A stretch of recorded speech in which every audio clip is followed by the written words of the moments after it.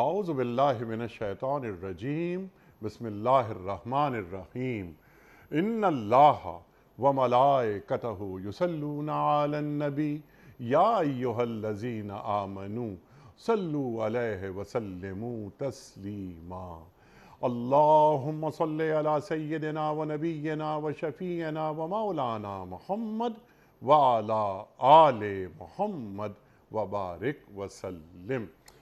محترم خواتین و حضرات، السلام علیکم۔ پیام صبح کے ساتھ ایک بار پھر حاضر میں ہوں آپ کا میزبان انیق احمد۔ خواتین و حضرات، ہمارے پاس روزانہ آپ نے دیکھے ہوں گے بہت سارے مفتی صاحبان، اسکالرز وغیرہ وغیرہ قرآن کریم کی مختلف آیات پر ان سے بات کرواتے ہیں۔ ہم بات کیا کرواتے ہیں؟ سیکھتے ہیں، اپنی علمی کمی کو دور کرتے ہیں اور قرآن کریم سے قربت حاصل کرنے کی کوشش کرتے ہیں۔ خواتین و حضرات، لیکن پاکستان میں کبھی کبھار کوئی بڑی شخصیت تشریف لاتی ہے تو ہم انہیں زحمت دیتے ہیں کہ وہ تشریف لائیں اور کچھ باتیں ہم سے کریں، ہمیں سکھائیں۔ اگر ہم سے کچھ غلطیاں ہو رہی ہیں امت کی سطح پر تو ایک مسلمان کی ذمہ داری کیا ہے، ایک حکمران کی ذمہ داری کیا ہے، وغیرہ وغیرہ بہت ساری باتیں ہم سیکھتے ہیں۔ پچھلے دنوں ہمارے پروگرام میں یاسر قاضی صاحب تشریف لائے تھے امریکہ سے، ڈاکٹر سلمان ندوی صاحب ساؤتھ افریقہ سے۔ آج ہماری ملاقات ہوگی ایک بہت اہم شخصیت سے جو تشریف لائے ہیں ڈیلس امریکہ سے۔ بہت معروف آدمی ہیں، بڑے مقبول آدمی ہیں، آپ کو امریکہ میں اور امریکہ میں کیا پوری دنیا میں بڑے غور سے سنا جاتا ہے۔ کئی کتابوں کے مصنف ہیں اور آج کے جو حالات ہیں ان پر بھی آپ گہری نگاہ رکھتے ہیں۔ اسلامک اسکالر محترم ڈاکٹر آصف ہیرانی صاحب۔ ڈاکٹر صاحب، سب سے پہلے تو میں آپ کا بڑا شکر گزار، آپ تشریف لائے، آپ نے وقت دیا۔ بہت ہی کم وقت کے لیے آپ پاکستان میں ہیں، لیکن الحمدللہ آپ نے درخواست کو قبول کیا اور آپ تشریف لائے، میں آپ کا بڑا ممنون۔ ڈاکٹر صاحب، جلدی کچھ باتیں ہم آپ سے کرتے ہیں۔ میں جلدی اس لیے کہا کہ ایسا نہ ہو کہ وقت ختم ہو جائے اور ہمیں احساس ہی نہ ہو۔ ڈاکٹر صاحب، ایک دنیا کو آپ نے دیکھا، طویل عرصے سے آپ امریکہ میں ہیں، آج کے حالات و واقعات سے بہت خوب آپ آگاہ ہیں۔ آپ یہ بتائیے کہ امت کی سطح پر ہم سے کیا کچھ غلطیاں ہو رہی ہیں؟ اگر ہو رہی ہیں تو وہ کون سی غلطیاں ہو رہی ہیں اور سلوشن اس کا کیا ہے؟ ارشاد۔ جزاکم اللہ خیرا۔ سب سے پہلے تو آپ کی محبتوں کا شکریہ اور بڑا ہی جنرس تعارف آپ نے کرایا، اس سے آپ کے دل کا اور آپ کی جنرosity کا پتہ چلتا ہے۔ اللہ تعالیٰ آپ کو خوش رکھے اور مجھے اس پروگرام میں موقع دینے کے لیے بھی بہت بہت شکریہ۔ انیق صاحب، آپ نے مجھ سے پوچھا کہ امت کے پرابلمس اور اس کا سلیوشن، یہ بات تو ایک متفقہ رول ہے، پرنسپل ہے کہ ہم سلیوشن اس چیز کا دے سکتے ہیں جس کو ہم پہلے ریکگنائز کریں گے پرابلم کو، کیونکہ ریکگنائز نہیں کریں گے، سلیوشن دیتے رہیں گے تو ہم لیفٹ اور رائٹ پہ جا رہے ہوں گے۔ ہمیں مڈل پاتھ پہلے ریکگنائز کرنی ہے۔ تو سب سے پہلے ریکگنائز کرتے ہیں کہ پرابلم کیا ہے۔ میں تو خیر سارے اسکالرس کی بات آپ کے سامنے رکھتا ہوں۔ شیخ ابو الحسن علی ندوی ایک بہت بڑے اسکالر ہیں، آپ علی میاں صاحب، آپ ان کے بہت بڑے فین ہیں، میں بھی بہت بڑا فین ہوں جی ان کا۔ وہ دنیا بھر میں گھومے ہیں، بہت ساری کتابیں لکھی ہیں۔ وہ 1982-84 میں پاکستان آئے تھے اور انہوں نے 3 طبقوں سے خطاب کیا تھا اور ایڈوائس کی تھی، ایک اسکالر کے طبقے سے اور وہ خود اسکالر تھے۔ تو انہوں نے اسکالرس کو 2 ایڈوائس دی تھی، وہ میں آپ کے سامنے رکھنا چاہوں گا کہ امت کا پرابلمس کیا ہے اور اس کا سلیوشن کیا ہے۔ ایک انہوں نے ماسس عوام الناس کو نصیحت کی تھی، وہ میں آپ کے سامنے رکھتا ہوں، اور ایک انہوں نے طالب العلم جو یونیورسٹیز کالجز میں پڑھا، کراچی یونیورسٹی میں ان کا خطاب ہوا تھا، تو میں آپ کے سامنے 3 طبقے کی ان کی نصیحت رکھتا ہوں۔ سبحان اللہ۔ پہلے انہوں نے 82 کے اندر علماء سے کہا تھا، پاکستانی علماء سے، شیخ ابو الحسن ندوی نے، کہ ہسٹری کا طالب علم ہونے کی حیثیت سے میں نے یہ چیز دیکھی ہے ہسٹری کی کتابوں میں کہ جب بھی مسلم سویلائزیشن نیچے کی طرف جاری ہوتی ہے اس میں علماء کے اندر یہ 2 چیزیں نظر آتی ہیں جس پہ اگر علماء کام کریں گے تو بچ سکے گی ورنہ سویلائزیشن نیچے جائے گی۔ پہلی چیز کہ علماء کے آپس میں ڈس ایگریمنٹ اتنے بڑھ جاتے ہیں چھوٹی چھوٹی چیزوں پہ کہ ان کو بڑی بڑی چیزوں پہ دھیان دینے کا موقع نہیں ملتا. یہ شیخ ابوالحسن ندوی کے الفاظ ہیں. سبحان اللہ.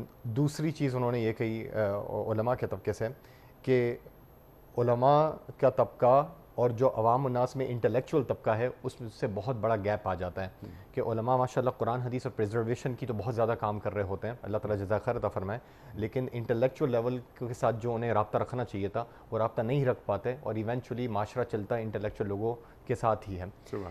تو یہ بات میں شیخ ابوالحسن ندوی کی جب میں یہاں پاکستان آیا ہوں تو بہت محسوس کر رہا ہوں. تو میں تو بہت چھوٹا سا طالب علم ہوں, تو میں چاہ رہا تھا شیخ ابوالحسن ندوی کی ایڈوائس آپ کے سامنے رکھوں کہ بہت زبردست ایڈوائس کی ہے. دوسری انہوں نے جب عوام الناس کو دیکھا تو عوام الناس کے اعتبار سے یہ کہا کہ مادہ پرستی بے انتہا آ گئی ہے, بے انتہا, اور کہہ رہے ہیں کسی بھی قوم میں جب اتنی مادہ پرستی آ جائے کہ آپ اپنے رشتہ داروں کو, اپنے فرینڈس کو, کسی کو نہ دیکھیں, ہر چیز میں ڈنڈی مارنی ہے, ہر چیز میں رشوت لینی ہے, ہر چیز میں آپ کا بس پہلا گول یہ ہے کہ میں زیادہ سے زیادہ پیسے کما لیں, کسی چاہے حلال طریقہ ہو یا حرام طریقہ ہو اس کا آپ کو پرواہ نہیں ہے. تو یہ عوام الناس کے اندر جب عادت آ جاتی ہے تو وہ قوم پستی کی طرف جاتی ہے. اور طلاب کو انہوں نے, جو اسٹوڈنٹس تھے کالج کے, یونیورسٹی کے یوتھ تھے, شباب تھے, شیخ ابوالحسن ندوی نے انہیں نصیحت کی کہ آپ مغربی سائنس اور ٹیکنالوجی ضرور پڑھیں لیکن مورالٹی ان سے نہ لیں, آپ ان سے صحیح اور غلط کی ڈیفینیشن نہ لیں. ٹیکنالوجی سیکھیں, آپ کے پاس صحیح اور غلط کی ڈیفینیشن ہے. سبحان اللہ, سبحان اللہ. اس سے ہوگا یہ کہ آپ مغرب کے اسٹوڈنٹ بننے کی جگہ ان کے ٹیچر بن جائیں گے. ٹھیک. تو تقلید نہ کریں بلکہ اجتہاد اور تجدیدی اینگل سے مغربیت کو پڑھیں تاکہ ایونچولی آپ کے اندر ایسے لوگ پیدا ہوں کہ مغرب کی ٹیکنالوجی کو یوز کر کے ان کو سولوشن دیں ان کے سماجی پرابلمس کا. سبحان اللہ, سبحان اللہ, سبحان اللہ. اقبال بھی مغرب گئے تھے, واپس آئے, مغلوب نہیں ہوئے, مغلوب نہیں ہوئے. اقبال کا ایک جملہ یاد آتا ہے ڈاکٹر صاحب آپ کی اجازت سے, کہ ہر مسلمان کو چاہیے کہ وہ دنیا کے ہر علم کو مسلمان کرے. اللہ اکبر, اللہ اکبر, اللہ اکبر. العلم و مخافت اللہ. علم نام ہی خدا خوفی کا ہے. اگر علم میں سے توحید کو نکال لیا جائے تو وہ سب کچھ رہ سکتا ہے سوائے علم کے. ماشاءاللہ, ماشاءاللہ. آپ نے ایک لفظ استعمال کیا مولانا علی میاں صاحب کا کہ مسلم سویلائزیشن. یہ ایک بڑا لفظ ہے, یہ بڑا لفظ ہے کہ یعنی ایک دین جب آتا ہے تو ایسا نہیں ہوتا کہ کچھ یہاں سے لے لیا, کچھ وہاں سے لے لیا. یہودی کیا کرتے تھے کہ افتؤمنون ببعض الکتاب وتکفرون ببعض. تو یہ قرآن کریم ہمارے پاس ہوتا ہے ہمیشہ ساتھ, ہم حفظ جا بنا کے رکھتے ہیں. تو یا ایھا الذین آمنوا ادخلوا فی السلم کافہ. تو مسلم سویلائزیشن جو آپ نے بات کی, ذرا اس کو کھولیے کہ مسلم سویلائزیشن کسے کہتے ہیں. ہم نے کیا خود کو محض عبادات تک محدود نہیں کر لیا؟ یہ بہت بہت گہرا سوال ہے, اور پچھلے 200-300 سالوں میں جو ہمارا ذہنی انحطاط آیا ہے جی جی جی, اس کے اندر اب یہ سوال پیدا ہوتا ہے کہ ہماری پولیٹیکل فلسفی کہاں ہے, ہمارا اکنامک سسٹم کہاں ہے, ہماری سوشل سائنسز کہاں ہیں, ہماری سائیکالوجی فلسفی پہ تحقیقیں کہاں ہیں. تو یہ سوال آپ کا بالکل بجا ہے, اور اس پہ حقیقت میں کام ہو رہا ہے لیکن وہ قطرے کے برابر ہے اوشن میں. ابھی ہمیں بہت کام کرنے کی ضرورت ہے. اسلامک سویلائزیشن انگریزی میں اس کو کہتے ہیں ایک ہیجیمنی کریٹ کرتا ہے. جس طرح اگر میں دنیا کو ایک خاص اینگل پہ دیکھ رہا ہوں, وہ خاص اینگل پہ دیکھنے کو انگریزی میں کہتے ہیں ورلڈ ویو, اور وہ خاص اینگل سے میں دیکھتا ہوں, پھر ایونچولی معاشرے میں میری لینگویج, میری زبان ہر چیز کو متاثر کرتی ہے وہ چیزوں کو دیکھنا. فار ایگزامپل, آج اگر ہم ایک کالج یا یونیورسٹی میں پاکستان میں جائیں یا باہر جائیں اور ہم یہ بات کریں کامیاب آدمی کون ہے یا ناکام آدمی کون ہے, تو ہمارے ذہن میں جو تصورات آئیں گے وہ بالکل مادہ پرستانہ ہوں گے. یہ میں نے یونیورسٹی کے بچوں کے ساتھ کیا جب میں یہاں اسپیچز دے رہا تھا. ایلان مسک کا نام لیتے ہیں, مارک زکربرگ کا نام لیتے ہیں کیونکہ مادی اعتبار سے وہ بہت مالدار ہیں, لیکن کسی بچے نے مجھے جواب نہیں دیا نبی کریم صلی اللہ علیہ وسلم کامیاب ہیں. حالانکہ ہمارے نزدیک سب سے بڑی کامیابی نبی کریم صلی اللہ علیہ وسلم کی کامیابی ہے. اب آپ یا قرآن کسے کامیاب آدمی کہہ رہا ہے؟ اب آپ یہاں پر آ جائیں, قرآن سینٹرڈ ورلڈ ویو بنائیں. جی, قرآن کہتا ہے فمن زحزح عن النار وادخل الجنہ فقد فاز. سبحان اللہ, سبحان اللہ. کہ جو جہنم سے بچا لیا گیا, جنت میں داخل ہو گیا, وہی کامیاب ہے. اللہ اکبر. اب دیکھیں قرآن ایک ہمیں پرسپیکٹو دے رہا ہے کہ دنیا کو چھوڑنا نہیں ہے, دنیا کو تمہیں اچھا بنانا ہے تاکہ اگلی نسل میں بھی تمہاری ہیجمنی سویلائزیشن رہے, لیکن تمہارا اصلی منزل, اصلی کامیابی جو ہے وہ آخرت کے حساب سے ہے. اس حساب سے ہمارے نزدیک بلال بھی کامیاب ہیں رضی اللہ عنہ, اور عبد الرحمن ابن عوف بھی کامیاب ہیں, عثمان غنی بھی کامیاب, عثمان غنی بھی کامیاب ہے. ہم پیسوں کو ڈیمونائز نہیں کرتے, ٹھیک ہے, لیکن ہم یہ کہتے ہیں کہ اصلی کامیابی آخرت کے کیلکولس پہ ہوگی. اب ہوا یہ کہ پچھلے 300 سالوں میں جو مغرب کا ایک سیلاب آیا ہے, اللہ اور اس نے ہمارے ساری اجتماعی نظام کو, تعلیمی نظام کو پورا ویسٹرنائز کر دیا ہے. انہوں نے آخرت نکال دی, صرف دنیا چھوڑ دی. روح نکال دی, صرف جسم چھوڑ دیا ہے. اور سب سے بڑی بدقسمتی کی بات ہے, اللہ نکال دیا, صرف انسان چھوڑ دیا ہے. اس کا نتیجہ کیا ہوا؟ ہمارے اپنا بچہ جو بڑا ہو رہا ہے وہ بھی ویسٹ کے اینگل پہ کامیابی اور ناکامی کو دیکھتا ہے. یہ بہت ضروری کہ ہم مسلم سویلائزیشن کی طرف لوگوں کو لے جائیں, تاکہ ہمارا اپنا معیار, ہمارا اپنا ورلڈ ویو دیکھنے کا زاویہ چینج ہو. ہم مسلمان کا لینس پہنیں, کفار کا اور مغربیت کا لینس نکالیں, تاکہ ہمیں چیز اسلامک اینگل پہ نظر آئے. سبحان اللہ, سبحان اللہ. ظاہر ہے ہمارا دین, ان الدین عند اللہ الاسلام, الیوم اکملت لکم دینکم واتممت علیکم نعمتی ورضیت لکم الاسلام دینا. اللہ اکبر. ہمارے رسول صلی اللہ علیہ وآلہ وسلم خاتم النبیین. تو جو سویلائزیشن جس کی آپ نے بات کی, تو یہ وہ سویلائزیشن ہوگی جو اللہ اور اللہ کے رسول صلی اللہ علیہ وآلہ وسلم نے دنیائے انسانیت کو متعارف کروائی. دین کا ایک ورلڈ ویو پوری امہ میں کہیں نظر آتا ہے آپ کو؟ یا اس کو ذرا سا پہلے دین کے ورلڈ ویو کو کھول لیں کہ دین کا معاشی مسائل کے حوالے سے یعنی کیا نگاہ ڈالتا ہے, کس طرح سیاسی, سماجی, اخلاقی, ابھی خارجہ پالیسی, دین کیا خارجہ پالیسی دیتا ہے, دین کیا معاشی پالیسی دیتا ہے. تو دین کا ایک ورلڈ ویو ہے نا. تو کیا دین کے ورلڈ ویو کو انٹروڈیوس کرایا گیا ہے, یا وہی کیسا نبی کیسا خدا, پیسا نبی پیسا خدا. اللہ اکبر, اللہ اکبر. یہ آپ کا شعر سن کے مجھے حدیث یاد آ گئی, تعس عبد الدینار و عبد الدرہم. جی, نبی کریم صلی اللہ علیہ وسلم نے کہا کہ دینار کا بندہ درہم کا بندہ ہلاک ہو. سبحان اللہ. جی بالکل. اب حدیث کی آپ نے بات فرمائی کہ اللہ کے رسول صلی اللہ علیہ وسلم کا ارشاد ہے, اللہ اکبر. آپ نے اشارہ کیا احد کی جانب, احد کی جانب اشارہ کیا کہ ایک انسان کا حال کیا ہے کہ جب اس کو یہ احد پہاڑ کی جو وادی ہے اس کے برابر سونا مل جائے تو یہ کہے گا کہ بس صرف ایک وادی. اللہ اکبر. اور یہ احد وہ ہے جس کے تعلق سے اللہ کے رسول فرماتے ہیں صلی اللہ علیہ وآلہ وسلم کہ احد ہم سے محبت کرتا ہے اور ہم احد سے محبت کرتے ہیں. اللہ اکبر. وادی مل جائے سونے کی تو یہ کہے گا بس ایک وادی, دوسری مل جائے تو تیسری کی کو طلب کرے گا. یہ اس کا پیٹ صرف قبر کی مٹی بھر سکتی ہے. اللہ اکبر. حتی زرتم المقابر. یہ تو یہ آپ نے بجا فرمایا کہ مادہ پرستی. ڈاکٹر صاحب یہ ارشاد فرمائیے کہ ایک غیر مسلم اس کی ایک نفسیات ہوتی ہے, اس کو یا اس کا دنیا کو دیکھنے کا انداز کیا ہوتا ہے, اور ایک مسلمان اہل ایمان اس کا دنیا کو دیکھنے کا انداز کیا ہوتا ہے. بہت اچھی بات کہی ہے.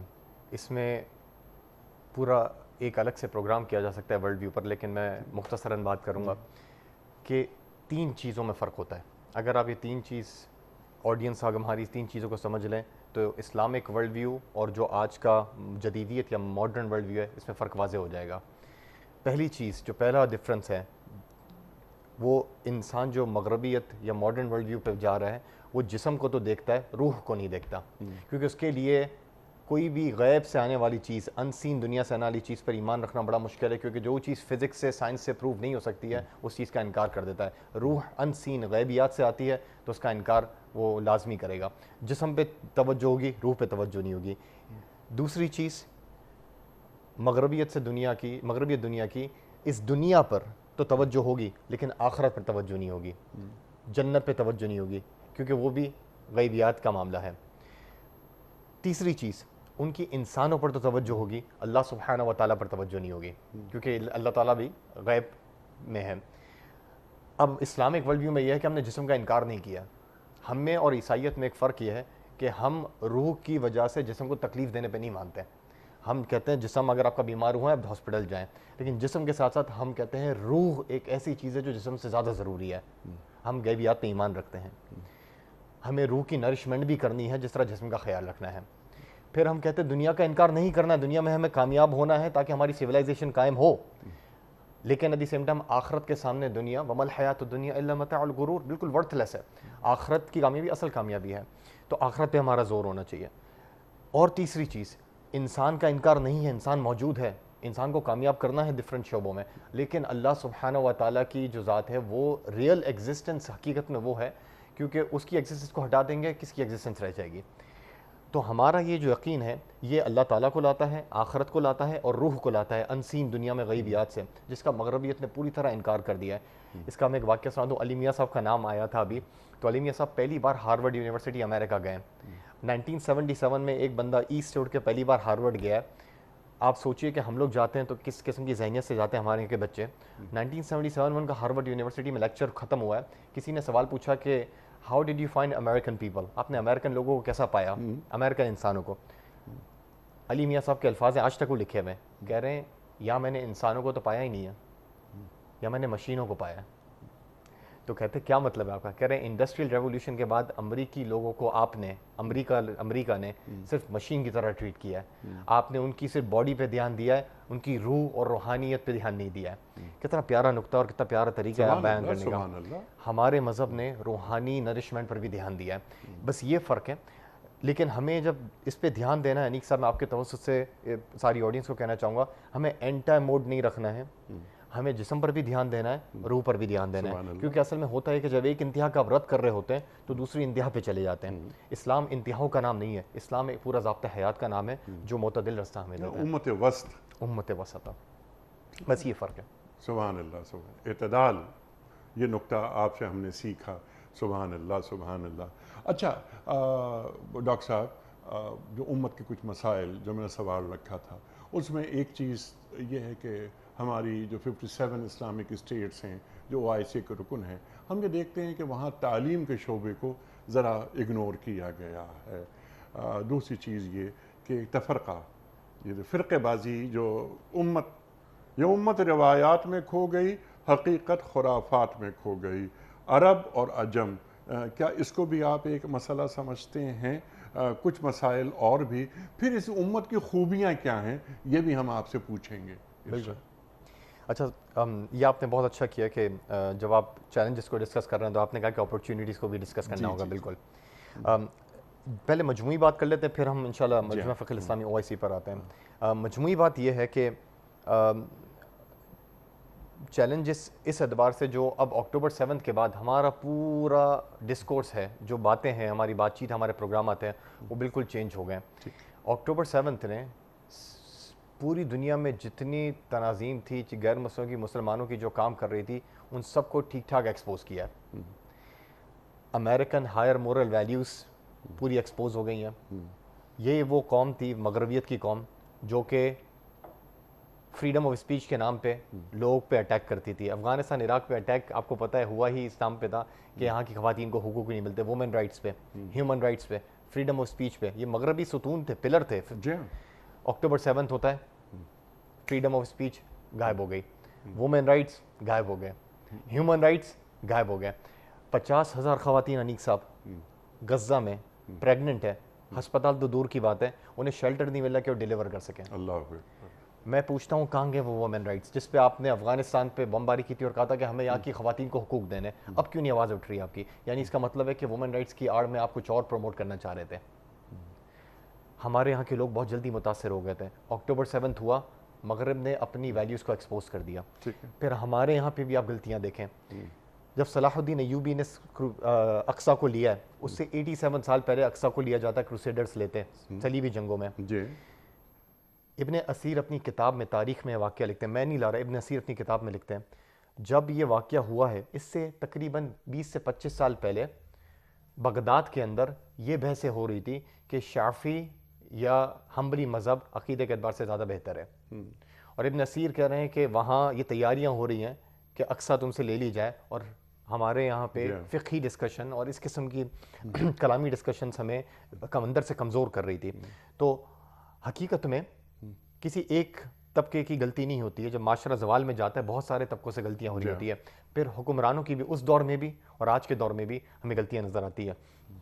تو سب سے پہلے اگر ہم دیکھیں چیلنجز کے اعتبار سے تو چیلنجز ہیں بے تحاشا, لیکن حقیقت میں اقبال نے کہا، جس طرح آپ نے اقبال کو کوٹ کیا تو ایک اقبال کا شعر میں بھی سناتا ہوں. جی. مایوس کرنے والے باتیں بہت ساری معاشرے میں آپ کو ملے گی، جی. لیکن ہمیں لوگوں کو خوشخبری والا بنا کے بھیجا گیا، جس طرح نبی کریم صلی اللہ علیہ وسلم نے کہا تھا. نبی کریم علامہ اقبال نے کہا تو نہ مٹ جائے گا ایران کے مٹ جانے سے، نشہ میں کو تعلق نہیں پیمانے سے، ہے یہ آیا فتنہ تاتار کے افسانے سے، پاسبان مل گئے کعبے کو صنم خانے سے. اچھا، تو اس میں کیا نوید ہے ہمارے لیے؟ نوید یہ ہے کہ جس طرح تار اٹیک کر کے گئے تھے اور ملٹری وائز ہمیں ڈیفیٹ کر گئے تھے، لیکن اللہ تعالیٰ کی مشیت سے تارتاریوں نے اسلام قبول کر لیا. جی بالکل، مسلمانوں کو شکست دی اور اسلام سے شکست کھا گئے. ایبسولوٹلی. وہ آئے تھے مسلمانوں پہ اٹیک کرنے، اسلام نے ان پہ اٹیک کر دیا، دل جیت گیا ان کا. سبحان اللہ. لیکن اب آگے کا کشتی حق کا زمانے میں سہارا تو ہے، اثر نورات ہے دھندلا سا ستارہ تو ہے. کیا بات ہے. اب یہ ہے کہ ہمیں مایوس نہیں ہونا ہے. جب ہم دیکھ رہے ہیں ویسٹرن مورل ویلیوز ڈکلائن کر رہی ہیں، دنیا کی جو انہوں نے ایک سویلائزیشن بنائی ہوئی تھی وہ ڈکلائن کر رہی ہے، اصلی ڈیوائن سویلائزیشن، اصلی قرآن مجید کا میسج ہمارے پاس ہے. ہم اس وقت مایوس ہو گئے تو دھندلا سا ستارہ ڈوب جائے گا. اور یہ میسج انسانیت کے لیے ہے. انسانیت کے لیے. اچھا، جس طرح آپ نے جو شعر فرمایا نا کہ ہے آیا یورش تاتار کے افسانے سے، پاسباں مل گئے کعبے کو صنم خانے سے. سبحان اللہ سبحان اللہ. تو کیا آپ مغرب کے تناظر میں اس شعر کو اپلائی ہوتا ہوا دیکھ رہے ہیں؟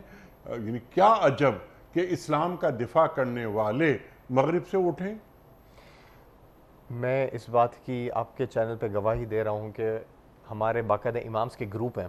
اکتوبر 7 کے بعد جتنے لوگوں نے اسلام قبول کیا ہے وہاں پہ، میں 15 سال سے وہاں امامت کا کام کر رہا ہوں، میں نے آج تک اتنے سارے لوگ اسلام قبول کرتے نہیں. لیکن یہاں پر ڈاکٹر صاحب ایک سوال ہے میرا آپ کی خدمت میں.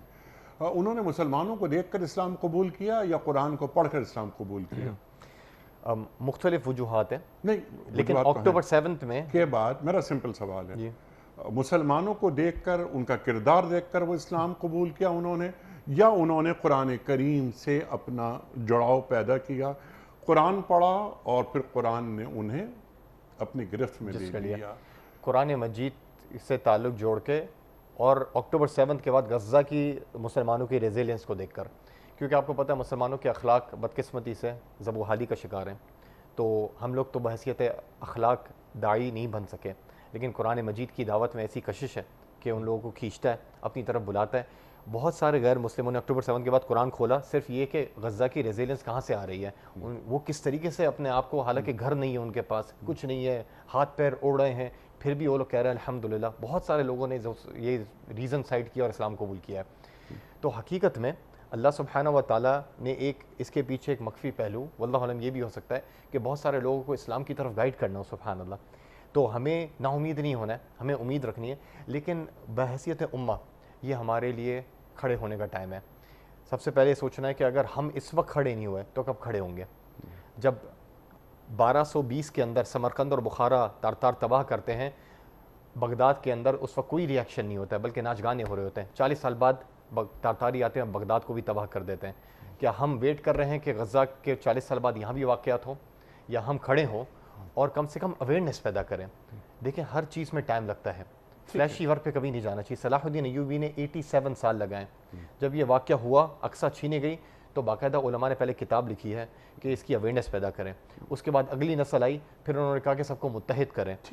تو ہمیں یہ کام کرنا ہے کہ ہمیں سب سے پہلے تو ریکگنائز کرنا ہے کہ ایک بہت بڑا پرابلم ہے، اور اس کو ریکگنائز کریں گے تو آہستہ آہستہ ہم ذہنوں کو بنائیں گے، متحد ہوں گے اور ایونچولی اس گول کی طرف آگے بڑھیں گے. ٹھیک ہے، تو اس کا طریقہ کار کیا ہوگا؟ کیا آپ سمجھتے ہیں کہ اس وقت اویئرنیس پیدا نہیں کی جا رہی، یا امت کے اندر ہمیں ایسا محسوس ہوتا ہے، آپ ہمیں تعلیم کیجئے گا کہ نہیں، ایک اویئرنیس یا ایک بیداری جسے ہم کہتے ہیں وہ پیدا ہوئی ہے امت کی سطح پر، اور الحمدللہ کام ہو رہا ہے. لیکن جسے کہتے ہیں نا کریٹیکل پاتھ، وہ ایک کریٹیکل پاتھ بنانا ہوگا. یعنی ایک مولانا امین احسن اصلاحی صاحب کا ایک جملہ یاد آتا ہے. آپ فرماتے تھے کہ ایک غلط سمت کی طرف رخ کر کے دوڑنے سے بہتر یہ ہے کہ آدمی صحیح سمت کی طرف منہ کر کے کھڑا رہے. اللہ اکبر، اللہ اکبر. تو وہ جو احساس زیاں ہوتا ہے نا، وہ بھی کبھی کبھی محسوس ہوتا ہے کہ امت سے رخصت ہوتا جا رہا ہے. میرا سوال آپ کی خدمت میں یہ ہے، آپ کی گفتگو کے نتیجے میں یہ طریقہ کار موڈس آپرانڈائی کیا کیا کیا ہو؟ جی میں تو خیر ایک دین کا طالب علم ہوں اور امت کے مسائل کو حل کرنا تو آپ کے جیسے اور بہت سارے انٹلیکچوئل لوگ ساتھ بیٹھیں گے میں، لیکن ہمیں اوور ریئیکشن ایک اچھی چیز ہے، جب ایسی چیز ہو تو ریئیکشن ہوتا ہے، لیکن لانگ ٹرم سولوشن بڑی چیز ہے، اس کے لیے لانگ ٹرم اسٹریٹجی چاہیے ہوتی ہے، فلیشی ورک پہ نہیں چلتا ہے معاملہ۔ میں نے آپ کو کہا کہ اقصی حاصل کرنے کے لیے 87 سال لگے تھے صلاح الدین ایوبی کو، اور کافی نسلیں گزری تھی اس کے بعد ہمارے پاس پیدا ہوا تھا۔ جس طرح اقبال نے کہا کہ چاہتے ہیں ہو سب ثریا پہ مقیم، لیکن پہلے ایسا پیدا تو کرو قلب سلیم۔ تو ہم سب چاہتے ہیں کہ ہم سپر اسٹار بن جائیں، لیکن گراس روٹ لیول پہ کوئی کام نہیں کرنا چاہ رہا، پیرنٹنگ پہ کوئی ایسے بچے پیدا نہیں کرنا چاہ رہا۔ صلاح الدین ایوبی سے پہلے آپ نے نور الدین زنگی جیسے مینٹور پیدا کیے ہیں، نور الدین جس سے صلاح الدین ایوبی کو مینٹور کیا تھا۔ تو ہمارے معاشرے میں گراس روٹ لیول پہ جب کام ہوگا، ایسی اویئرنیس آئے گی، متحد ہو کے لوگ کام کریں گے۔ صلاح الدین ایوبی نے خود کہا تھا میں نے اقصیٰ کو فتح کرنے سے پہلے 12 سال لڑا ہے مسلمانوں سے، ان کو یونائٹ کرنے کے لیے، ان کو متحد کرنے کے لیے۔ تو حقیقت میں ہمیں لانگ ٹرم اسٹریٹجی بنانی ہوگی، جس طرح امین سعید صاحب کا بڑا پیارا آپ نے کال سنایا۔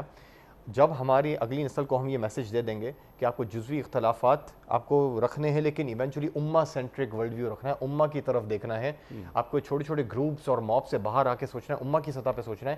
ہو سکتا ہے ہماری نسل میں نہیں، انیق صاحب ٹھیک ہے، آنے والی نسل میں ایسا ہو۔ اپنے حصے کا کام کر کے جانا ہے، اللہ کو اس دین کی ہم سے زیادہ فکر ہے، اپنے حصے کی شمع جلانی ہے۔ یقیناً اس میں ہو سکتا ہے کہ 40 سال لگے، 80 سال لگے، 100 سال لگے، 200 سال لگے، لیکن جب ملاقات ہو اللہ سے ہماری اور اللہ کے رسول صلی اللہ علیہ وآلہ وسلم سے، تو ہمیں شرمندگی کا سامنا نہ کرنا پڑے۔ بالکل ٹھیک ہے نا؟ بالکل۔ اب فاتقوا اللہ مستطعتم، کم از کم اتنا تقوی تو اختیار کرو جس کی تم میں استطاعت ہے۔ بالکل۔ اللہ اکبر، اللہ اکبر۔ اچھا، اب جو اس بات کو ذرا سا ہم اور آگے بڑھاتے ہیں، جیسے امت کی سطح پر ایک تو یہ ہے کہ جیسے میں نے ایک سوال رکھا تھا کہ ایجوکیشن، ہمیں لگتا یہ ہے کہ ہمارے پاس ذرا ایجوکیشن، تعلیم، تحقیق، ریسرچ، اس پہ ذرا ہم پیچھے ہیں۔ ہمارے وہ لوگ، آپ رہتے ہیں امریکہ میں، ہمارے وہ مسلمان خاص طور پر جو ریسرچ میں بہت آگے ہیں، تو کیا وہ مسلم امہ میں اپنی ریسرچ ٹرانسفر کر کے امہ کو اپنی حیثیت کے مطابق کنٹریبیوٹ نہیں کر سکتے؟ جی بہت اچھا سوال ہے، اور یہ حساسیت بھی رکھتا ہے کیونکہ کافی اینگل سے۔ پہلی چیز یہ کہ مسلمان جہاں بھی ہے وہ ایک امت ہے، تو مسلمان امریکہ میں ہونے یہاں پاکستان میں، اور پاکستان میں تو امریکہ میں فائدہ پہنچانا ہے، لیکن امریکن مسلمانوں کے ساتھ ایک اچھا پازیٹیو اور ایک نیگیٹو یہ ہے، نیگیٹو یہ کہ امریکن امپیریلزم، امریکن امپائر ابھی دنیا میں چھایا ہوا ہے۔ ٹھیک ہے، تو امریکہ سے کوئی بھی اگر مسلمان اور اسکالر یہ کام کرے گا کہ پاکستان میں دین کا ایسا کام ہونا چاہیے، تو حساسیت اتنی ہے کیونکہ اینٹی ویسٹ مینٹیلٹی اتنی زیادہ ہے کہ ہمیں فوراً کہہ دیا جائے گا کہ آپ امپیریلزم کے شکار ہیں، آپ امریکہ سے یہ سکھا رہے ہیں، ضرور ضرور کچھ کالا ہے دال میں۔ تو یہاں پہ شاید ڈائجسشن اتنی نہ ہو، لیکن کرنا یہ، میں فزیکل سائنسز کی بات کر رہا ہوں۔ فزیکل سائنس، اچھا rational science, natural sciences, social sciences, جتنی بھی اس قسم کی سائنس ہے، میڈیسن کی، انجینئرنگ کی، وہ ضرور و ضرور اچھا بہتری آئی ہے۔ آج سے 50 سال پہلے یہ ہوتا تھا کہ آپ کو ڈاکٹر کے علاج کے لیے وہاں جانا ہوتا تھا، لیکن بدقسمتی کی بات ہے کہ ہم نے تقلیدی لوگ پیدا کر دیے، تجدیدی لوگ پیدا نہیں کیے۔ آج کا جو ڈاکٹر ہیں، انجینئر ہیں، اور خاص کر حساس ترین سوشل سائنسز میں، پولیٹیکل سائنس میں، سائیکالوجی میں، وہ ہم نے تجدیدی سوچ والا پیدا نہیں کیا۔ اب ہمارے یہاں ایسے سائیکالوجسٹ آ گئے، ہمارے یہاں ہیں معاشرے میں، ہمارے یہاں ایسے فلاسفرس آ گئے ہیں جو کہ اسلام کو ایڈجسٹ کرنا چاہ رہے ہیں مغربیت پہ۔ ہونا یہ چاہیے تھا انیق صاحب کہ ہم سائیکالوجی کو ایڈجسٹ کرتے اسلامک پیراڈائم پہ، کیونکہ ہمارے پاس وہ حق ہے، وہ حقیقت ہے۔ لیکن جب یعنی آپ کی بات کو بہت یعنی میں سیدھے سادھی الفاظ میں بیان کرنا چاہ رہا ہوں، آپ نے بہت اہم بات فرمائی، سائیکالوجی کے ذریعے اسلام کو نہ سمجھیں، اسلام کے ذریعے سائیکالوجی کو سمجھیں۔ بالکل بالکل، سبحان اللہ، کیا اچھا پوائنٹ آپ نے دیا یہ۔ اور سائیکالوجی کا رد نہ کریں، کیونکہ اینٹی مینٹیلٹی جب ہوگی تو آپ اس سے دوسرے لوگوں سے کوئی فائدہ نہیں اٹھائیں گے۔ سلمان الفارسی سے نبی کریم صلی اللہ علیہ وسلم نے مشورہ مانگا اور ان پہ عمل کیا نا، یہ تو نہیں کہا فارس کے لوگ یہ کرتے ہیں تو فارس کے لوگ تو ابھی کافر ہیں، ہم یہ نہیں کریں گے، فائدے اٹھائے دوسروں سے، لیکن آپ نے یہ شریعہ گارڈ ریلز رکھی، آپ نے فینسز کراس نہیں کیے۔ ہمیں بھی یہ کرنا ہے، اسلام اور قرآن اور سنہ ہمارے پاس ہیں، اور اس کے بیچ میں ساری سائنسز کو لے کر آنا ہے، ساری سائنسز کو ایڈجسٹ کرنا ہے، لیکن قرآن سنہ کو ایڈجسٹ نہیں کرنا ہے۔ قرآن سنہ سب ہمارے پاس رسول اللہ صلی اللہ علیہ وسلم اور اللہ سبحانہ تعالیٰ کے پاس سے آئے. سبحان اللہ سبحان اللہ سبحان اللہ سبحان اللہ. اب یہ تحقیق جو آتی ہے ہم ریسرچ جسے ہم کہتے ہیں کہ ہم مغرب سے لانا ذرا کچھ کم کر دیا ہے. جیسے آپ نے کیا اچھی بات فرمائی کہ جو اچھی چیزیں ہیں وہ لے لو مغرب سے, لیکن کیا کبھی کبھی عجیب لگتا ہے, ہنسی بھی آتی ہے کہ جو مغرب کی جو گندی گندی چیزیں ہوتی ہیں, جو ننگا پن, مثال کے طور پر جو ننگا پن ہے اور بہت ساری باتیں ہیں, آپ نے بہت قریب سے دیکھا. تو کیا یہ آپ ایک تقریر فرما رہے تھے, میں سن رہا تھا, مجھے اچھا لگا وہ جملہ آپ کا, لیکن میں یہاں بیان کر دیتا ہوں. میں سوچ رہا تھا کہ بیان کروں یا نہ کروں کہ میں مغرب سے کھڑے ہو کر پیشاب کرنا سیکھ کر آیا. کیا میں صرف یہی سیکھ کر آنا چاہیے, یا بقول آپ کے مغرب کے پاس, مغرب آگے کیوں ہے؟ اس لیے آگے ہے کہ اس کے پاس علم ہے. تو میں وہ علم, وہ وزڈم جسے قرآن حکمت کہہ رہا ہے, اللہ اکبر, میں وہ حکمت کیوں نہیں لے کر آتا اور اپنے ملک کی تعمیر کیوں نہیں کرتا؟ تو اس اینگل سے بھی دیکھنا چاہیے. بالکل دیکھنا, یہی بات علی میاں صاحب نے کہی.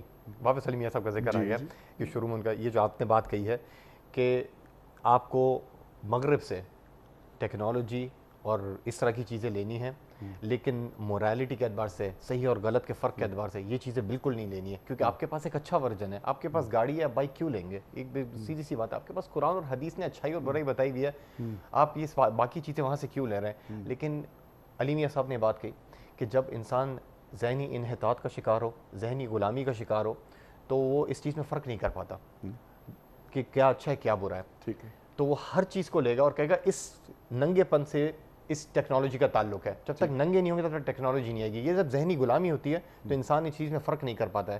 سبحان اللہ. تو اقبال صاحب اور علی میاں صاحب ان سب نے یہ کیا کہ ہمیں ذہنی غلامی سے, مروبیت سے نکالا جائے اور ہمیں بتایا جائے کہ تمہارے پاس جو میسیج ہے وہ بہت اچھا ہے, بس ٹیکنالوجی کو لو تاکہ تم واپس دنیا میں راج کرو جس طرح تمہارا سویلائزیشن میں 1000 سال تک تمہارا راج تھا. سبحان اللہ. یہ بھی کتنی اہم بات کہ تمہارا راج تھا دنیا پر, تو یہ مروبانہ, مغلوبانہ اور یہ کہ ہاری بھی نفسیات, اس سے باہر نکلو. اقبال کبھی مروب نہیں ہوتے, علی میاں صاحب کبھی مروب نہیں ہوتے کہ یہ ان کے پاس کیا ہے. لیکن اس وقت پوری دنیا, عالم انسانیت کو تمام مسائل سے باہر نکالنے کا حل صرف اسلام کے پاس ہے. بالکل, صرف اسلام کے پاس ہے. دنیا پیاسی ہے, ان تک بات پہنچائی جائے. تو کیا ہمیں اپنی بات پہنچانے میں کوئی دقت ہو رہی ہے, یا ہم اس لائق نہیں کہ ہم اپنی بات کو صحیح طریقے سے پہنچا سکیں؟ انیق صاحب, حقیقت میں ہم ابن خلدون, بڑے تاریخ دان ہیں, ابن خلدون کے الفاظ آتے ہیں الناس علی دین ملوکہم, کہ غلام قوم ہمیشہ آقا قوم کی اتباع کرتی ہے اور خوش محسوس کرتی ہے. ٹھیک ہے. بدقسمتی سے ذہنی غلامی, فکری غلامی, جسمانی غلامی سے بہت زیادہ خطرناک ہے. آپ کے پاس اللہ تعالیٰ کا دیا ہوا نظام ہے, آپ کے پاس اللہ تعالیٰ کی دی ہوئی شریعت ہے, فیملی کا سسٹم اللہ تعالیٰ نے دیا ہے, لیکن جب ذہنی غلام ہوتا ہے تو آپ اپنے سسٹم میں جو اللہ نے دیا ہے اس میں آپ کو فلاز نظر آئیں گے, مسٹیکس نظر آئے گی, غلطیاں نظر آئے گی. حالانکہ مغربی نظام پورا تباہ ہو رہا ہے سوسائٹی کے اعتبار سے, اس میں غلطیاں نظر نہیں آئیں گی.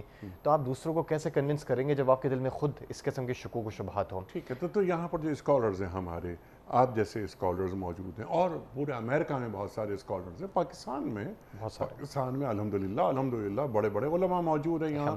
تو جو ان کی کنٹریبیوشن ہے, کیا آپ یہ سمجھتے ہیں کہ اس میں بھی کوئی ایسا ہے کہ دین کا پیغام ہم صحیح نہیں پہنچا پا رہے؟ یا ایھا الرسول بلغ ما انزل الیک من ربک, اللہ قرآن کریم میں فرما رہا ہے. تو کیا کوئی غلطی ہو رہی ہے؟ وہ ارشاد فرمائے, کہاں غلطی ہو رہی ہے؟ پہلے تو ایک پازیٹیو سائڈ پہ کہ ماشاءاللہ بہت ینگ لوگوں میں الحمدللہ, سارے نہیں لیکن اچھی تعداد میں پچھلے 10-15 سالوں میں ایک چینج آ رہا ہے. جس طرح آپ کے پروگرام اور بہت سارے لوگ اس طرح سوشل میڈیا پر بھی کام کر رہے ہیں, آپ لوگ مین اسٹریم میڈیا پہ کام کر رہے ہیں, تو اللہ تعالیٰ آپ لوگوں کو جزائے خیر عطا فرمائے. بہت اچھی تبدیلی, پازیٹیو مثبت چینج آ رہا ہے. ہمارے پیرنٹس کی جنریشن سے میں اگر ہماری جنریشن کو, ہمارے بعد کی جنریشن کو کمپیئر کرتا ہوں, میں تو ہر سال صرف 15-20 دن کے لیے آتا ہوں, تو میں نوٹ کرتا ہوں کہ بہت تبدیلی آ رہی ہے الحمدللہ. لیکن کیا مزید کام ہو سکتا ہے؟ بالکل کام ہو سکتا ہے. کام دوسرے لیول پہ ہمیں یہاں جانا ہے. جس طرح میڈیا میں کتنے لوگ ہیں انیق صاحب, آپ کی طرح کے لوگ, جو قرآن مجید کو بیس بنا کے لوگوں کی تعلیم کا کام کر رہے ہیں. ہمیں ایک کام کرنا ہے. اب آرٹیفیشیل انٹیلیجنس کا دور آ رہا ہے. جس طریقے سے ہم میں ایک ٹیکنالوجی کو اڈاپٹ کرنے کی ایک ریزسٹنس ہے ہمارے دل کے اندر کہ کوئی بھی نئی ٹیکنالوجی اس میں ہم اسکیپٹیکل ہوتے ہیں, ڈاؤٹ فل ہوتے ہیں, شکوک میں پڑتے ہیں یہ اڈاپٹ کرنے نہیں کریں. اور یہ حقیقت ہے کہ ٹیکنالوجی کے اندر ان کی ایک ذہنیت چھپی ہوتی ہے. لیکن انڈسٹریل ریولوشن ہم نے اسی طرح ضائع کر دیا, سائنٹیفک ریولوشن اس طرح ضائع ہو گیا. اب ہمارا یہ ٹائم ہے کہ آرٹیفیشیل انٹیلیجنس ٹیکنالوجی آئی ہے, ہم اگر سائنس میں ٹیکنالوجی میں آگے نہیں بڑھیں گے اور اپنے قرآن سننا کی ہمیں گارڈ ریلس ایسے رکھنی ہے, سبحان اللہ. تو ایونچولی اگر ہم نے یہ آرٹیفیشیل انٹیلیجنس اور باقی چیزوں میں ہم نے تھوڑا سا کامیابی حاصل کر لی تو قرآن اور سنہ کو کی ایتھکس ہم آرٹیفیشیل انٹیلیجنس کو سکھا کے دنیا کو کنٹرول کریں گے. اس کے برعکس آرٹیفیشیل انٹیلیجنس ہمیں کنٹرول کر رہی ہے. تو یہ ہمارا ٹائم ہے. تو اگر ہم ٹیکنالوجی کو بھی یوز کریں دعوت کے اندر, جس طرح آپ نے کیا تو آپ امپیکٹ دیکھ رہے ہیں, اور بھی لوگ اس فیلڈ میں آئیں سوشل میڈیا پر, مین اسٹریم میڈیا پر, تو ہم دیکھیں گے کہ بہت زیادہ اسلام کی دعوت عام ہوگی. سبحان اللہ, سبحان اللہ, سبحان اللہ. اچھا, اس سلسلے میں اگر ہم ایک کام یہ کریں کہ جو جتنے بڑے بڑے موضوعات ہیں, مسائل ہیں, جن کی طرف آپ نے توجہ دلائی ہے, حج ایک بہت بڑا ایک ہمارا صرف ایک تہوار نہیں ہے, مذہبی تہوار, بلکہ امت کو یکجا کرتا ہے. بالکل ٹھیک ہے. اگر حج کے موقع پر ہر سال یہی ہماری امت کے حکمران 57 حکمران وہاں موجود, وہ بیت اللہ شریف کے سامنے کھڑے ہو کر ایک ہوتے ہیں شارٹ ٹرم پلاننگز, ایک ہوتی ہیں لانگ ٹرم پلاننگز, وہ بنائی جائیں, اور وہ بیت اللہ شریف اور اس کے بعد روزہ رسول کریم صلی اللہ علیہ وآلہ وسلم صلی اللہ علیہ وسلم وہاں کھڑے ہو کر کچھ پلانز بنائیں, ایک جسے کہتے ہیں نا کہ وہ جسے منیملسٹ انداز میں یہ دیکھیں کہ یہ 3 کام ہے. فرض کیجئے ہمیں ایجوکیشن پہ زور دینا ہے, ہمیں امت کی معاشی ترقی پہ زور دینا ہے, اور وعدے کریں وہاں کھڑے ہو کر. اس انداز سے کام ہو سکتا ہے؟ دیکھیں, امید تو ہمیں رکھنی چاہیے کہ مایوسی کفر ہے, لیکن حقیقت یہ ہے کہ ابھی جو گراؤنڈ ریالٹیز ہیں وہ آپ کو مجھ سے اچھی طرح پتہ ہے کہ واللہ عالم یہ کام اس جنریشن میں ہوگا نہیں ہوگا. اتنا ہمارے اندر افتراق اور اختلافات آ گئے ہیں, چاہے وہ نیشنلزم کی بنیادوں پر ہو. آپ ابھی کہہ رہے تھے کہ صلاح الدین ایوبی کو 87 سال لگے, 1220 میں اس نے یہ کہا. اب تو ہم بہت آگے ہیں الحمدللہ. ہمارے پاس امت کی سطح پر بڑی قوت ہے ہمارے پاس, اس امت میں بڑی جان ہے, اس امت میں. وہ اقبال کا ایک شعر ہے نا کہ نکل کے صحرا سے جس نے روما کی سلطنت کو الٹ دیا تھا, سنا ہے میں نے یہ قدسیوں سے وہ شیر پھر ہوشیار ہوگا. اللہ اکبر, اللہ اکبر. تو امت میں پوٹینشل ہے, امت میں نو ڈاؤٹ پوٹینشل ہے. متحد ہونا ہے جو بھی ہمارے یہاں کے انٹلیکچوئل لوگ ہیں اور جو صاحب اختیار لوگ ہیں. اگر وہ متحد نہیں ہوں گے اور اپنے ذاتی مفاد میں امت کے مفاد کو ترجیح دیں گے, ذاتی مفاد اوپر رکھیں گے, تو ایونچولی امت کو وہ نقصان پہنچائیں گے, کیونکہ ذاتی مفاد اور امت کے مفاد. اس وقت آپ کیا دیکھ رہے ہیں امت کی سطح پر کہ امت کا مفاد پیش نظر ہے یا ذاتی مفاد؟ ہونا تو یہ چاہیے امت کا مفاد ہو, لیکن کبھی کبھار یہ لگتا ہے کہ ذاتی مفاد. یہ بھی ابھی غازہ کا مسئلہ ہوا, تو اس غازہ کے مسائل پر 9 مہینے ہو چکے ہیں, اور اس میں ہزاروں لوگ جا چکے ہیں, عورتیں بیوہ ہو چکی ہیں. ابھی آپ بیان فرما رہے تھے کہ 50,000 پریگننٹ خواتین, ہاسپٹل ختم, ان کے پاس ڈیلیور کرنے کی جگہ نہیں ہے. آپ نے فرمایا اللہ اکبر. تو دین تو مجھ سے آگے کی چیز ہے نا, خود کو میں مائنس کرتا ہوں, دین کو آگے لے کر آتا ہوں. بالکل بالکل. لیکن یُسِرُونَ عَلَىٰ أَنفُسِهِمْ وَلَوْ كَانَ بِهِمْ خَصَاصَةٌ وَلَوْ كَانَ بِهِمْ خَصَاصَةٌ. تو اس پر توجہ نہیں ہو رہی. اچھا ڈاکٹر صاحب, کیونکہ وقت ختم ہو رہا ہے پروگرام کا, ارشاد فرمائیے کہ کیا امت کی سطح پر ہم common defence, common currency like یورپی یونین یورو لے کر آ گیا, کامن گولز کی اگر ہم بات کریں, کیا اس جانب جا سکتے ہیں ہم امت کی سطح پر؟ یہ بہت اچھا سوال پوچھا ہے. ہر ایک درد رکھنے والا جس کا دل ابھی الائیو ہے امت کے اندر, ہر بندے کی یا بندی کی خواہش ہے کہ امت میں ایک یونٹی آئے پولیٹیکل لیول پر, ہر بندے کی خواہش ہے. اس کی طرف جس طرح ہم پہلے تھے اور آہستہ آہستہ نیچے آئیں, اسی طرح جانا بھی آہستہ آہستہ ہوگا اوپر, ایک ساتھ جمپ کرنے سے بہتر ہے کہ آپ سیڑھیاں چڑھ کے آہستہ آہستہ جائیں. ٹھیک. اس میں ہمیں سوشل لیول پر بھی کام کرنا ہے, اکانومک لیول پر بھی کام کرنا ہے, پولیٹیکل لیول پہ کام کرنا ہے, ایجوکیشن سسٹم میں بھی کام کرنا ہے, تاکہ ہر جگہ ایک کلچرل ہیجمنی بنائے, ایونچولی ہم اس لیول تک پہنچنے کی کوشش کریں. تو یہ سارے کام اپنے اپنے درجے میں کرنے کی ضرورت ہے. یہ کوئی نہ سوچے کہ ایک جماعت یا ایک فرد پہ ساری ذمہ داری ہے, پوری امت کو کھڑے ہونا ہے اور اپنی اپنی فیلڈ, اپنی اسپیشلائزیشن کو لگانا ہے تاکہ ایونچولی آگے بڑھے. جس طرح اقبال نے کہا تھا کہ تھے تو وہ آبا ہی تمہارے مگر تم کیا ہو, ہاتھ پہ ہاتھ دھرے منتظر فردا ہو. ہم کیا پرانے واقعات سنا کے تاریخیں خوش ہوتے ہیں یا کسی کا ویٹ کر رہے ہیں, یا ہمیں کچھ political activism, social activism, economic activism کرنے کی ضرورت ہے. ہر ایک بندے کو اپنی اسپیشلائزیشن کی امت پہ لگانے کی ضرورت ہے تاکہ ایونچولی امت کا نتیجہ نکلے. ڈاکٹر صاحب, دنیا کو آپ نے دیکھا, بہت قریب سے دیکھ رہے ہیں آپ, کیا ایسا محسوس نہیں ہوتا کہ ہمارے جو مسلمان حکمران ہیں یہ کسی اور طرح سوچتے ہیں اور عوام کسی اور طرح سوچتے ہیں؟ بالکل بالکل. تو جو بات آپ, جس خواہش کا آپ اظہار کر رہے ہیں, اس کو عملی جامہ کیسے پہنائیں گے؟ اس پہ ایک علی میاں صاحب کی کتاب ہے, اسلامی دنیا میں مغرب کی کشمکش, پوری اسی موضوع پر ہے. میں اپنے طالب علم کو, اسٹوڈنٹس کو ڈیلس میں پڑھاتا ہوں. اس کا نتیجہ یہ ہے کہ جب ہمارے پاس آزادی آئی, مختلف ممالک آزاد ہوئے ہیں, عراق وغیرہ اسی زمانے میں جب آٹومن امپائر ختم ہوا ہے, تو 20-30 سالوں میں آپ نے بہت ساری آزادی دیکھی. پاکستان 1947 میں بنا الحمدللہ. تب ہم لوگ الحمدللہ ریجن کے اعتبار سے, خطے کے اعتبار سے تو آزاد ہو گئے, لیکن سسٹم کے اعتبار سے غلام کے غلام ہی رہے. ٹھیک ہے. کیونکہ ہم نے اس وقت ویسٹرن سسٹم کو اپنے اوپر نافذ کر لیا, اور ویسٹرن سسٹم ایک خاص کرسچن سیکولر بیک گراؤنڈ سے آیا ہے, وہ اسلامک معاشرے میں چل ہی نہیں سکتا. اس کا ایک الگ پولیٹیکل سسٹم ہے, الگ اکانومک سسٹم ہے, الگ سوشل سسٹم ہے. اور پھر ہمارے جو حکمران آتے ہیں ان کا اور ایک عوام الناس میں ایک بہت بڑا گیپ ہے کہ عوام الناس ہمیشہ بائی فار ہمیشہ ایک خواہش رکھتی ہے کہ اسلامک نظام ہو, اسلامک سسٹم قائم ہو, جسٹس کی جو بات کر رہا ہے قرآن اور سنہ, عدل کا نظام, وہ قائم ہو. ٹھیک ہے. اب یہ کام, یہ جو بات آپ نے فرمائی نا کہ امیر کارواں کی بات ہوتی ہے, لیڈر, حکمران ہے نا, نگہ بلند, سخن دل نواز, جاں پرسوز, یہی ہے رخت سفر میر کارواں کے لیے. اب یہ میر کارواں کی تلاش کیسے ہو؟ یہ بہت اچھی بات پوچھی آپ نے.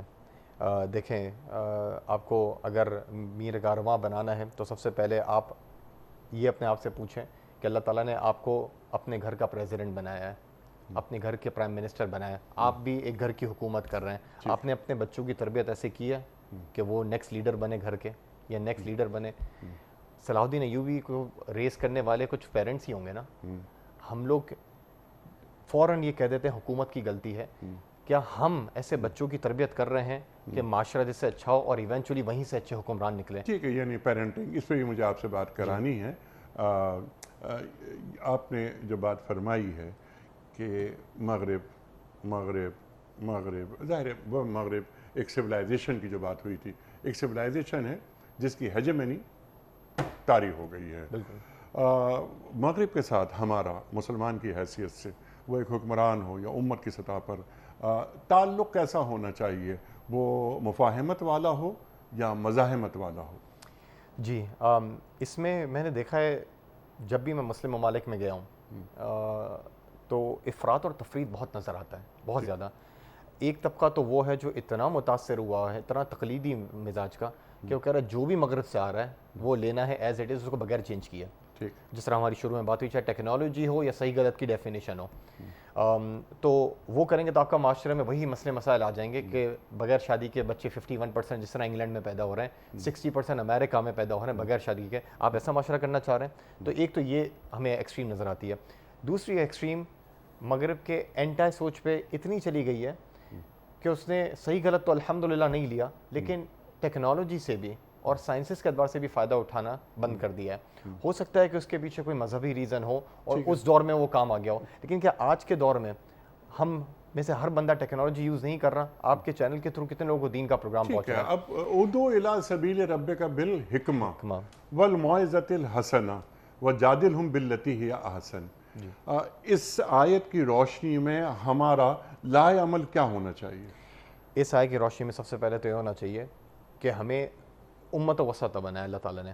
ہم مغرب سے جو لیں تو نہ افراط ہو نہ تفریط ہو. دوسری چیز ادعو الی سبیل ربک بالحکمہ, جب بھی ہم لوگوں کو بلائیں تو پہلی چیز ہے حکمت کے ساتھ بلائیں. ٹھیک ہے.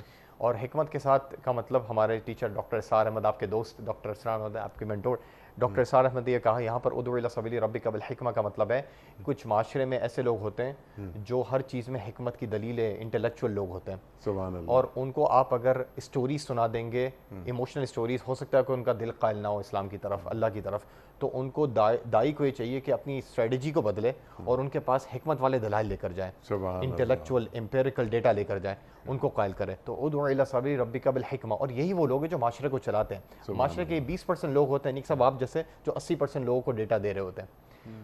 تو سب سے پہلی چیز ہے حکمت کے ساتھ لوگوں کو بلائیں، ان کے سامنے ڈیٹا رکھیں، ان کی زبان میں بات کریں، خاطب الناس علی قدر عقولہم، کہ اپنے ان کے لیول پہ آ کے بات کریں. دوسری چیز وموعظۃ الحسنہ، آپ دلوں کو پگھالنے والی نصیحت بھی کریں، کیونکہ جب واعظ قوم کی پختہ خیالی نہ رہی والا معاملہ ہوگا تو پھر ایونچولی کیا ہوگا، آپ فلسفہ پڑھائیں گے تلقین غزالی نہیں رہے گی، اذانیں دیں گے روح بلالی نہیں رہے گی. اللہ تو اکبر. آپ موعظۃ الحسنہ کریں، لیکن اس کا طبقہ دوسرا ہوگا ایموشنل. تو آپ کو ایموشنل کام بھی کرنا ہے، انٹلیکچوئل کام بھی کرنا ہے، اور پھر وجادلہم باللتی احسن بھی کرنا ہے. Debate for the sake of debate نہ ہو، ڈیبیٹ بیوٹیفل انداز میں ہو تاکہ اسلام کا حق لوگوں کے سامنے آئے. سبحان اللہ. اسلام وہ جو ایسنس ہے وہ سامنے آئے، گفتگو ایسی ہو، اپنا پیغام آگے بڑھایا جائے.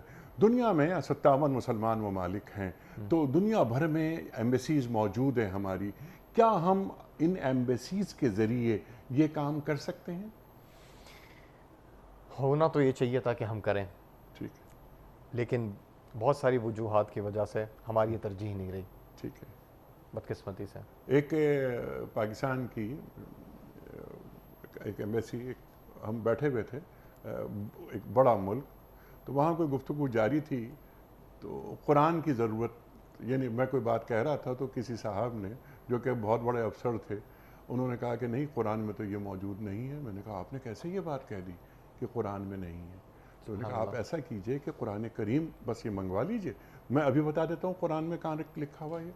پوری ایمبیسی، اسلامی جمہوریہ پاکستان کی ایمبیسی، پوری ایمبیسی میں ایک قرآن بھی نہیں تھا. اللہ اکبر، اللہ اکبر، اللہ اللہ اکبر، اللہ اکبر. آپ امریکہ میں ہیں، جب بھی ہم جاتے ہیں امریکہ، پیرنٹنگ ایک بہت بڑا ایشو یہاں بھی بن گیا ہے، ایشو پاکستان میں بھی. اللہ اکبر. تو اللہ کیا فرما رہا ہے قرآن میں؟ یا ایھا الذین آمنوا لا تلھکم اموالکم ولا اولادکم عن ذکر اللہ ومن یفعل ذلک فاولئک هم الخاسرون. اور قرآن کریم کی بہت ساری آیات ہیں. ارشاد آپ فرمائیے کہ پیرنٹنگ کے مسائل کا حل کیا ہے؟ یہ بہت بہت بہت بڑا مسئلہ ہے، کیونکہ پیرنٹ بننا تو بڑا آسان ہے، پیرنٹنگ کرنا بڑا مشکل ہے. تو یہ بہت بہت بڑا مسئلہ ہے. نوح علیہ السلام سے شروع کرتے ہیں. جی ہاں. نوح علیہ السلام اپنے بچے کو بنا کے کہہ رہے یا بنی ارکب معنا ولا تکن مع الکافرین، اے میرے پیارے بچے یہ سمندر تجھے لے جائے گا، آ جا کشتی میں بیٹھ جا اور کافروں کے ساتھ نہ گھوم. اور اس نے کہا نہیں میں بچ جاؤں گا. انیق صاحب، میں 15 سال سے مغرب میں امامت اور دوسری جگہ میں خطیب ہوں. میں حقیقت میں آپ کو بتاتا ہوں کہ آج میرے آفس میں مسلمان ماں باپ آ کے رو رہے ہیں، ٹھیک ہے، اور یہی کہہ رہے ہیں یا بنی ارکب معنا ولا تکن مع الکافرین. اللہ اکبر. سمندر کا سیلاب نہیں لے جا رہا، آج فکری سیلاب ان کے بچوں کو لے جا رہا ہے، اور الحاد اور سارے ازمز اور یہ ساری چیزیں لے جا کر اسلام سے دور کر رہے ہیں. ٹھیک. اب نوح علیہ السلام کے دور پہ سمندر کا تھا اور جانی نقصان ہوا، آج ہمارا دینی نقصان ہو رہا ہے. ہم اور اس سے بڑھ کر ایک پرابلم یہ آ رہی ہے، نوح علیہ السلام کم سے کم اپنے بچے کو بلا رہے تھے، انہیں پتا تھا اس کا ڈینجر کیا ہے. آج ہمارے ماں باپ کو پتہ ہی نہیں ہے کہ یہ جو فکری سیلاب ہے جو آپ کے بچے کو لے جا رہا ہے، جی ہمارے ماں باپ کو یہ اندازہ ہی نہیں ہے کہ فکری سیلاب آپ کے بچے کو لے جائے گا اور 5 سے 10 سال میں آپ کا بچہ دور چلا جائے گا. اللہ. تو اگلی نسلوں میں دین کو محفوظ بنانے کے لیے پہلا کام کیا کرنا چاہیے؟ پہلا کام آپ کو ریکگنائز کرنا چاہیے کہ ہم دین سے دور ہیں. اگر آپ نے اگر ترجیحات میں دین ہے، بالکل، اگر آپ کا بچہ 7:30 بجے صبح آپ کی اسکول کے لیے آپ اٹھا رہے ہیں، لیکن آپ فجر کے لیے 7 بجے نہیں اٹھا پا رہے بچے کو، تو اس کا مطلب ہے ترجیحات آپ کی کیا ہو گئی ہے. اللہ آپ کو یاد ہوگا شروع میں نے کہا تھا اسلامک ورلڈ ویو کہتا ہے دین کے ساتھ ساتھ دنیا آخرت پہ بھی دھیان دیں، دنیا کے ساتھ ساتھ آخرت پر بھی. ماڈرن ورلڈ ویو کہتا ہے صرف دنیا پہ دھیان دیں، آخرت پہ نہیں.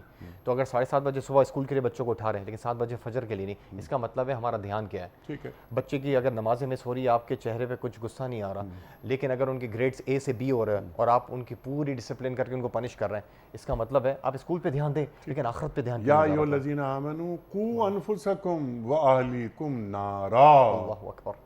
اللہ اکبر، اللہ اکبر۔ ڈاکٹر صاحب میں آپ کا بڑا ممنون، بڑا شکر گزار، بہت سیکھا آپ سے، اور جب بھی کوئی اسلامک اسکالر آتا ہے پاکستان، خاص طور پر امریکہ سے یا دنیا بھر میں کہیں سے بھی، ہم انہیں زحمت دیتے ہیں، وہ تشریف لاتے ہیں اور ہماری علمی کمی کو دور کر دیتے ہیں۔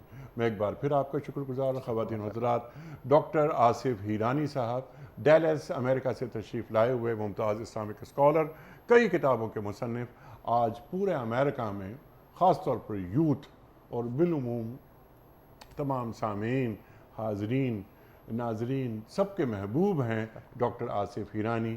آج دنیا ٹی وی کراچی اسٹوڈیوز آپ تشریف لائے اور ہم سب نے آپ سے بہت سیکھا۔ اپنے میزبان انیق احمد کو کل تک کے لیے اجازت دیجیے۔ خدا حافظ۔